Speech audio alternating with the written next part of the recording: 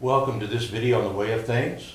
This video is in the series Desert Survival, and we're going to cover surviving in the desert on a day hike kind of situation where you've driven out in the desert and then hiked off from your car. And we're going to talk about this particular segment about surviving the heat in the Mojave Desert, where a lot of hiking and stuff is done.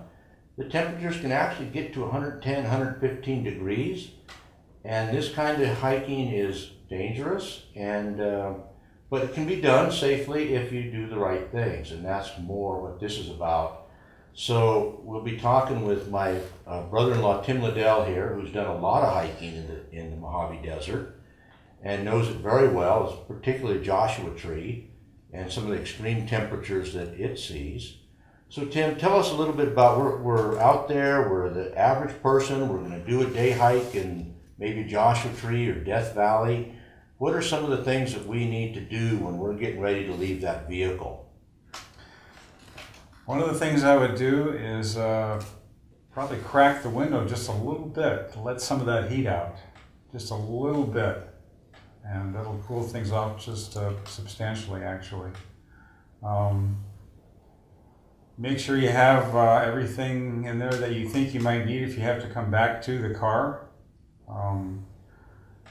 like your equipment, your water, and your blanket, and that sort of thing. Yeah, it seems like a lot of times people don't realize it, but they're really betting their life on that vehicle starting, aren't they? Exactly. I mean, we've come in, we've been on a long day hike, it's been hot, and we come to that car, we expect it to start up and go get an ice cream cone 40, 50 miles later, and that's always not going to happen. Sometimes these cars will fail us, or we'll get stuck in the sand, or bust a drive line. So these things in the car suddenly turn into essentials for life, don't they? Exactly. They could be your home there for a while if nobody comes to help you out.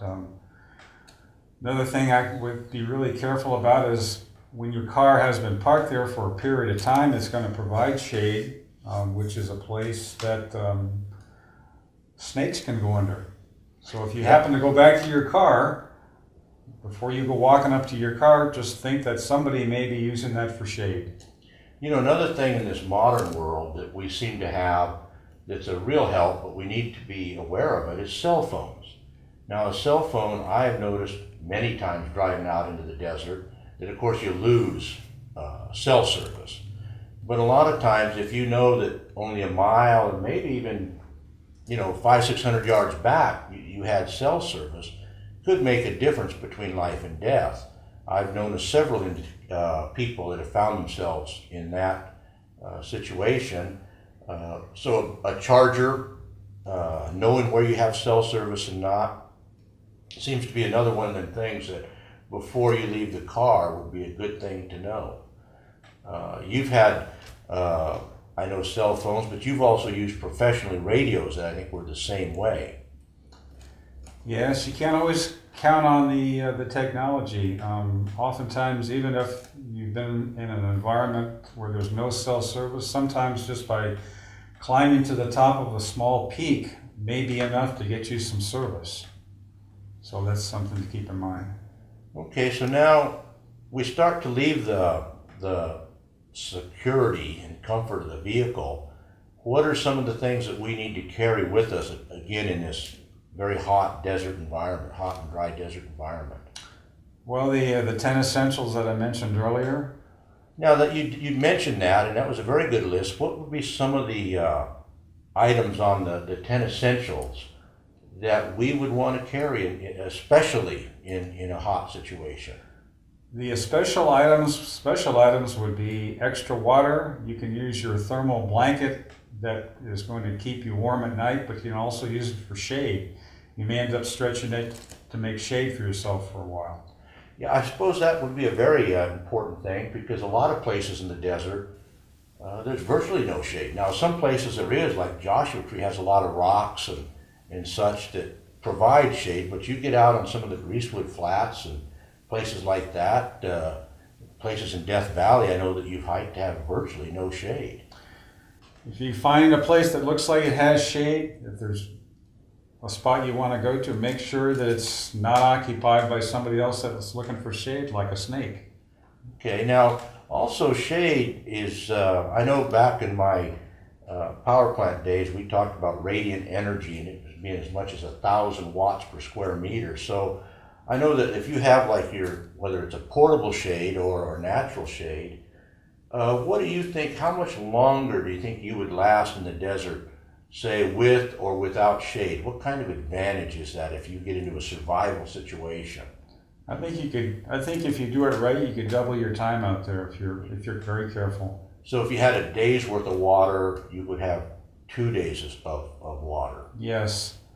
I'm always willing to carry So that gives you a lot better chance of surviving. Exactly. I'm always willing to carry a bit more in my day pack, survival gear like the food and the water and the shelter, and get used to just a little bit more weight than not have it in case I need it for later. Just get used to a little bit more weight, even on a day pack.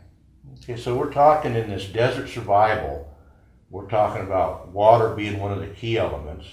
And of course, sometimes you can find natural water, and then other times, some places in the Mojave Desert, there's virtually none, or at least none that a person could walk to. But if there is natural water, what are some of the precautions that we might want to carry with us, some of the things that we could carry to drink that water? Because not all that water is pleasant, as it were. They have very, very small and very, very effective water filtration kits that you can get at any good sporting goods store. Boiling water is another way to do it, and there are pills you can put in there. It may not be the greatest tasting water, but it'll be water that's probably good to drink. And that would get you that precious time you need for somebody to rescue you or get back to your car or whatever. Yes, yes. Okay, well that seems to kind of cover it. Of course, the danger in the desert is elevated when it's very hot. We hope that you've learned something from this. I certainly have. And with that, we thank you for watching The Way of Things.